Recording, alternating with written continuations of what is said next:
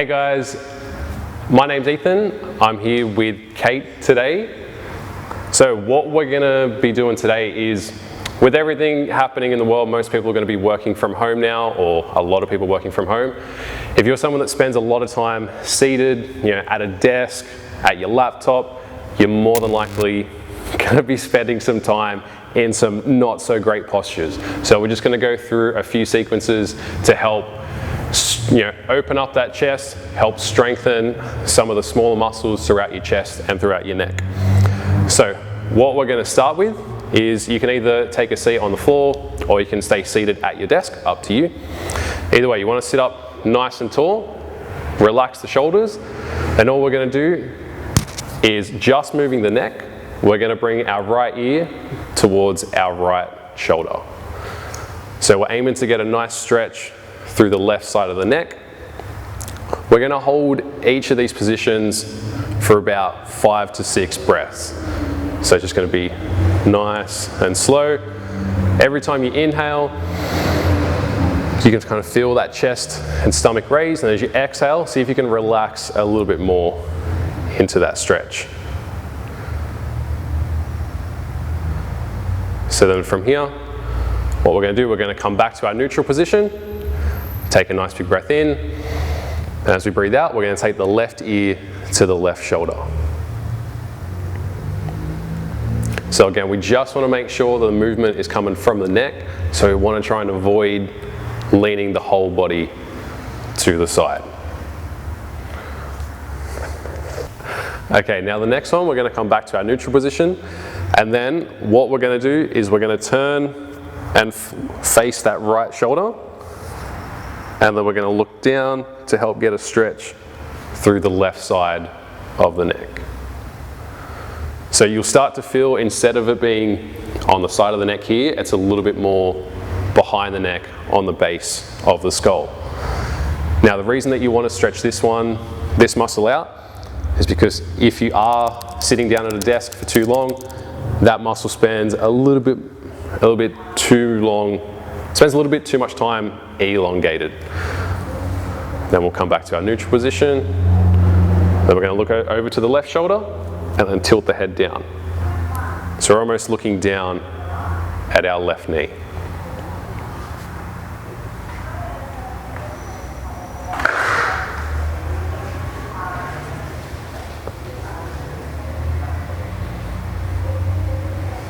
Okay, then coming up, we're coming back to our neutral position. Now from here, we're just going to look straight up. Now with this one, you want to be a little bit careful. If you're someone that gets neck pain, for some people, looking straight up kind of puts almost like a crunching feeling on the back of their skull. Only go as far back as you're comfortable. Now what we're doing with this one is, we're aiming to stretch all the muscles that are underneath the jaw and run down the neck. So to get a little bit more pressure, what you can do is, instead of letting your mouth stay open, you can actually try to clench your jaw shut. Try not to tense up, just close that mouth a little bit more. Then if you want to take a step further, what you can do is actually place your hands underneath your collarbones, and you can actually start to press down, so pushing down towards the ground. It's going to get a little bit more of a stretch.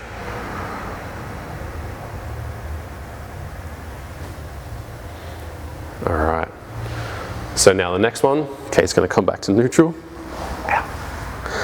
All right, now from here, we're going to place our left hand behind our back. So you can keep that hand on the ground, just got to keep it relaxed. And then what we're going to do, take a nice big breath in. As you breathe out, we're going to take the right ear towards the right shoulder. So we're getting a similar stretch to what we had before, except now with that arm being behind the back, we're creating a little bit more distance from the muscle attachments.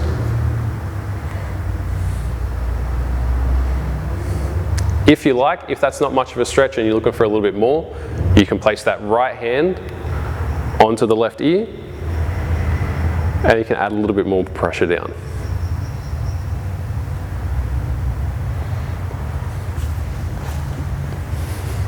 All right, then we'll release the right hand. Release the other arm, then we'll swap it over. So right hand's going to go behind. Take a nice big breath in.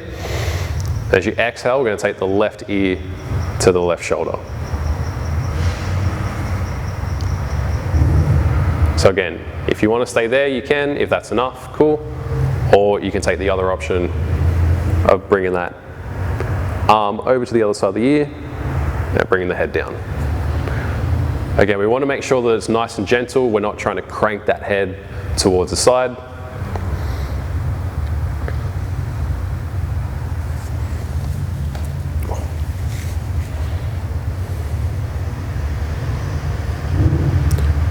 Alright, so then the next one, Kate's just going to face the front.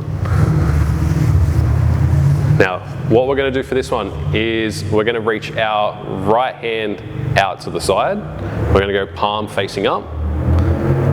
And then from here, Kate's going to extend her wrist, so now fingers are facing down. Now, you might start to feel a little bit of a tingling sensation in your wrist and possibly in your hand. If that's enough of a stretch there, you can stay there, or if you like, you can start to take your left ear towards your left shoulder and bring it back and go right ear to right shoulder. So you can keep pulsating from side to side.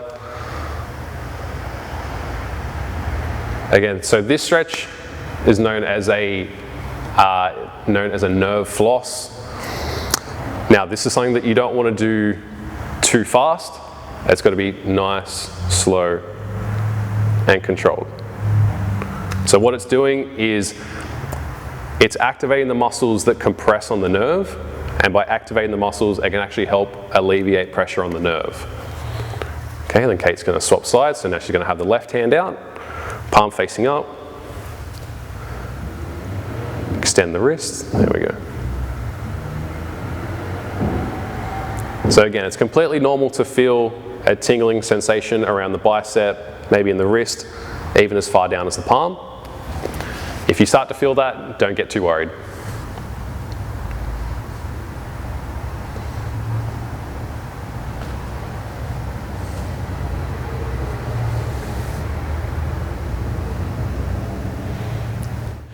Alright, so what we're going to be doing next is a little self-massage. So there's a muscle that runs from the base of your skull down into your collarbone. It's a muscle that is a big contributor to headaches and migraines. So I'm just going to show you how to locate the muscle first. So if you go just behind your ear, there's a little bony protrusion called the mastoid process. So what you're going to do, find that little protrusion, and then what you're going to do is place one hand on the side of your head, and then you're going to press your head into your hand, and with the other hand you'll be able to feel a small muscle in that neck starts to pop out. Then all you're going to do is start at the top, so that bony protrusion, and just trace the muscle down until you find where it finishes, which is at the top of the collarbone. So once you know where it is, you can release the hand that's on your head, and then taking the two finger pads, so the index finger and the middle finger, so you can take the left hand and pop it onto the right hand side of your neck, and all you're going to do from here, take a nice big inhale. As you exhale, slowly trace that muscle as you take your left ear towards your left shoulder. So then from there you can, if there's a spot that's a little bit tight, you can stay there and then take your head through some ranges of motion, up to you. So you can do what Kate's doing too, where you can also start to turn your head a little bit more, see if there's any kind of funky areas that's sticking out. So the reason that we're doing opposite hand to opposite side of the neck is if we go same hand, same side of the neck, it's going to activate more of our trap muscles, and we want to try and keep that as relaxed as possible. So now Kate's going to try it on the other side. So she's going to pop her left hand onto the left side of her head, She's going to push her head into her hands so that muscle sticks out, the SCM. Then once she's found it, she's going to trace the muscle from the very top down to the collarbone.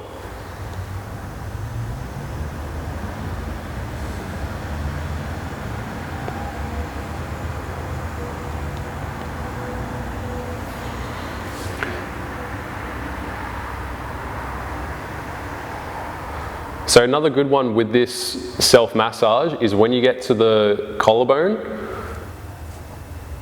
see if you can kind of twist your head and almost look up towards the roof.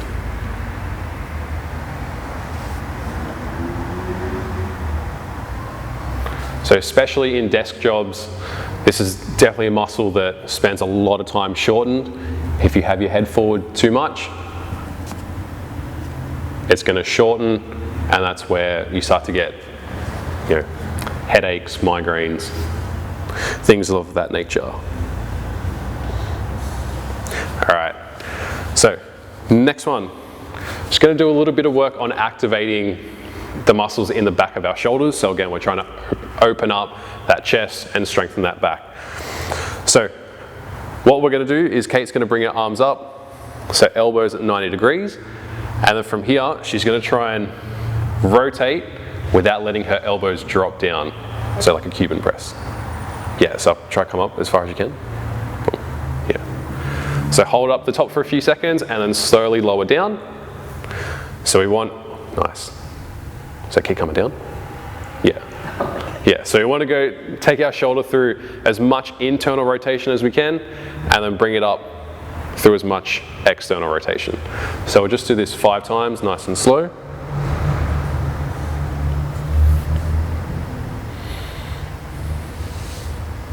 All right, so we'll just go one more time.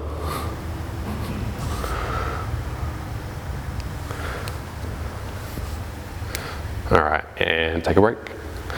So with this one, we want to try and avoid, as we rotate, we want to try and avoid shrugging. So you want to try and keep those shoulders down the whole time. Next one, we're going to place opposite hand onto opposite shoulder. And then from here, all we're going to do from our seated position is we're going to turn as far to the right as we can. And then turn as far to the left as we can.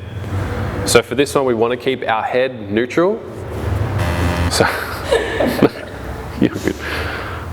So instead of trying to move the neck, we want all the movement to come from the rib cage. So we just want to turn as far left as we can and as far the other direction as we can. My bad.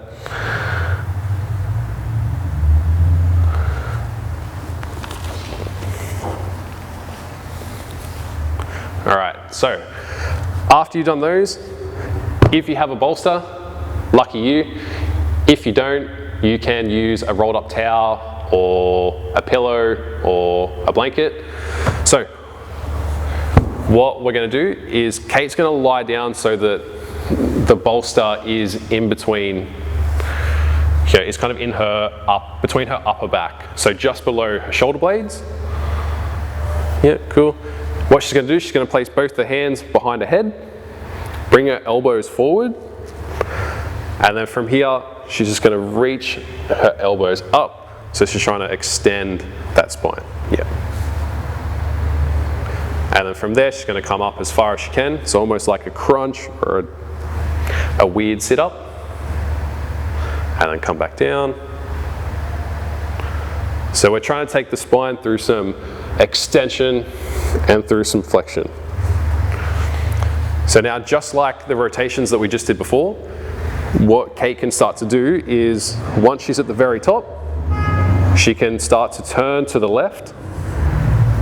Yep, and then she can start to come down. Yeah, then she can go up, turn to the right again, and then extend. So you can do that a few times on each side. All right, cool. Then we'll take the bolster out from underneath. Then you're just going to lie down on your back.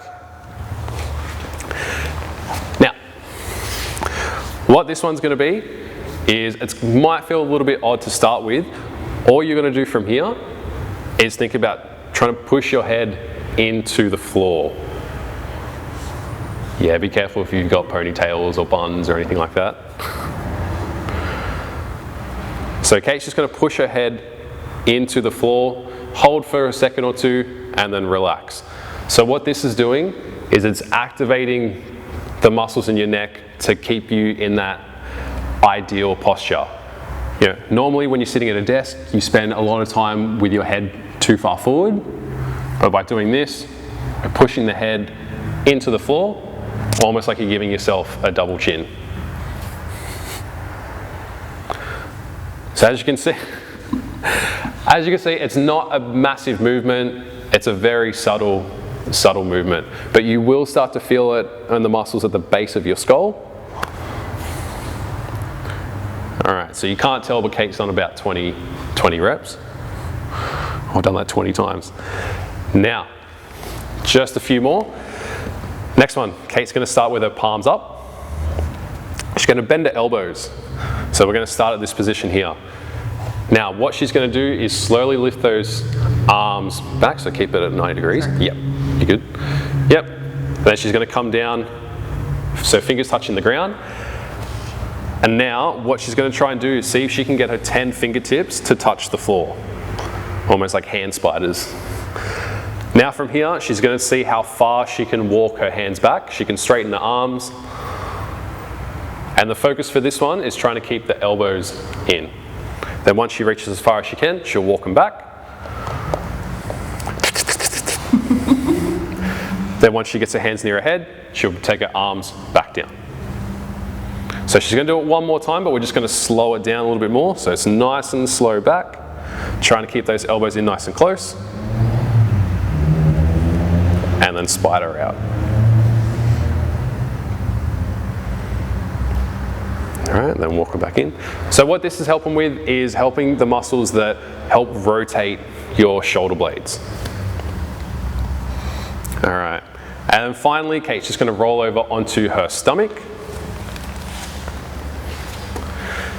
Now, she's going to keep her forehead on the ground, and she's going to come into a 90-90 position. So her elbows are at 90 degrees, and then her shoulders are at 90 degrees too.